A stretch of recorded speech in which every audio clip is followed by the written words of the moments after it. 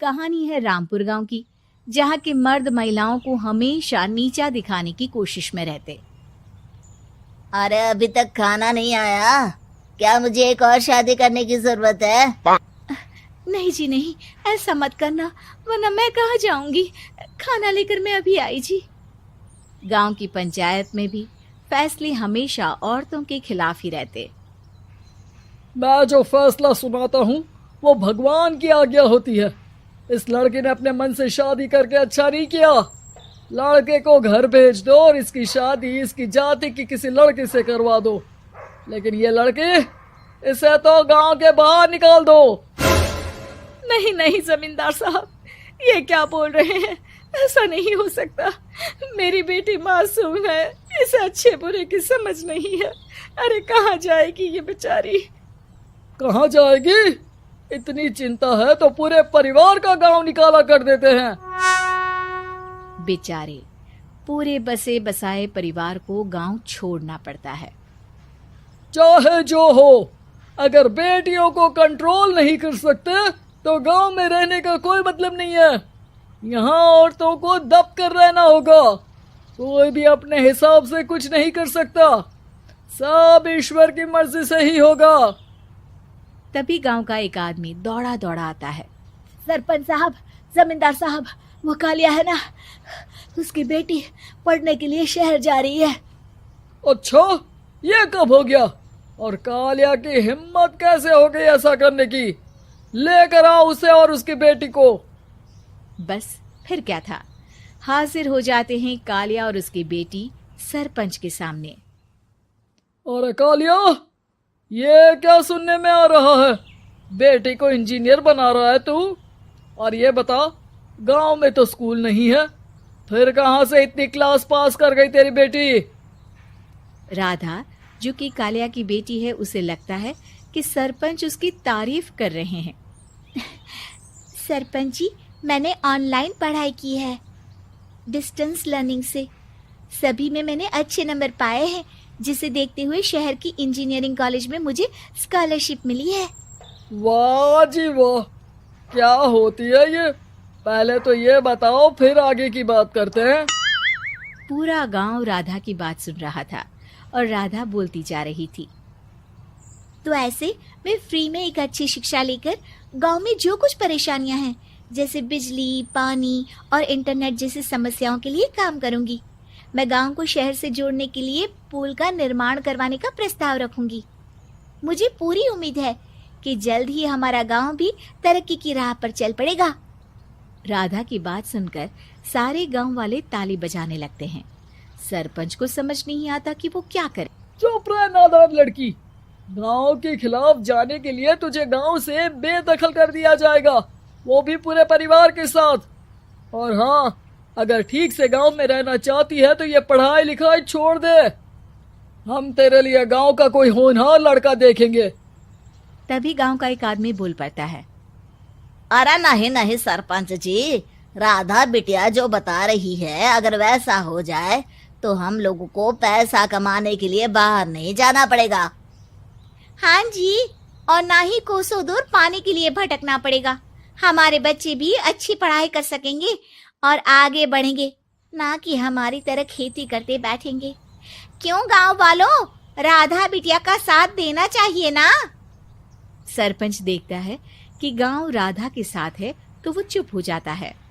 वो घर आकर अपने सलाहकार से बात करता है, जो बहुत ही चालाक किस्म का इंसान होता है। अरे सरपंच साहब, आपको बहुत ही होशियारी से काम लेना पड़ेगा। एक बार गांव तरक्की कर गया, यहाँ के बालक पढ़ लिए तो कोई ना पूछेगा आपको। और फिर ये जो बेटा और बेटी है ना आपके, इनको भी आम लोगों की तरह ही जीवन जीना होगा। हाँ, लेकिन करे तो क्या करे? वो ना आप मुझ पर छोड़ दीजिए, बस मैं जैसा बोलूं करते जाइए। अगले रोज सुबह जब गांव वाले सोकर उठते हैं तो राधा के घर के बाहर और साथ ही वो लोग जिन्होंने राधा का सपोर्ट किया था, उनके घर के आगे लाल रंग से कल आऊंगी लिखा होता है। कल आऊंगी, यह क्या होता है? अरे यह तो खून से लिखा है, लगता है कोई भूत प्रेत या चुड़ैल का साया है। चलो सरपंच जी के पास चलते हैं। सभी सरपंच के पास जाकर उसे सारी बात बताते हैं। अरे ये तो बड़ी मुश्किल की बात है।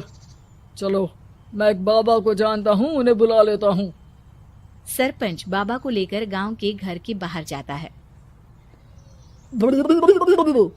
ओहो, तो ये वो चुड़ैल है जो उन लोगों को निशाना बनाते हैं जो गांव को बदलने का सपना देखते हैं।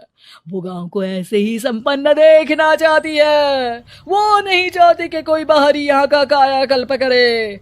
क्या तुम लोगों में से किसी ने गांव को बदलने की सोच रखी है? तभी राधा की माँ रोते रोते आती है। मेरी राधा घर से गायब हो गई है।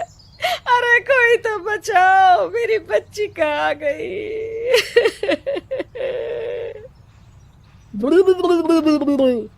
ले गई वो चुड़ैल, तेरी बच्ची को ले गई। अब वो उसे श्रापित करके छोड़ेगी, उस पर चुड़ैल का साया हो जाएगा। तभी बुरी सी हालत में राधा भी वहां आ जाती है। उसके बाल चुड़ैल की तरह फैले होते हैं और कपड़ों में खून लगा होता है। सभी राधा को देखकर डर जाते हैं। माँ, पता नहीं मुझे कौन उठा कर ले गया था। अरे दूर दूर हो जा चुड़ैल, अब हम लोग इस गांव में नहीं रुकेंगे। अरे कैसे बातें कर रहे हैं आप? कल तो आप मेरे भरोसे गांव का हुलिया बदलने, अपने बच्चों को पढ़ाने और तरक्की उन्नति की बात कर रहे थे, तो आज क्या हो गया आपको? ये फिर तुम लोगों को बहकाएगी। ये चुड़ैल गांव में आ चुकी है, ऐसे ही ये तुम्हारे घर के बच्चों को भी ले जाएगी।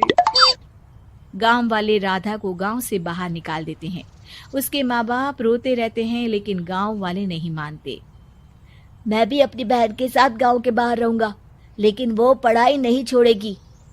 वहीं सरपंच के घर पर सलाहकार कहता है।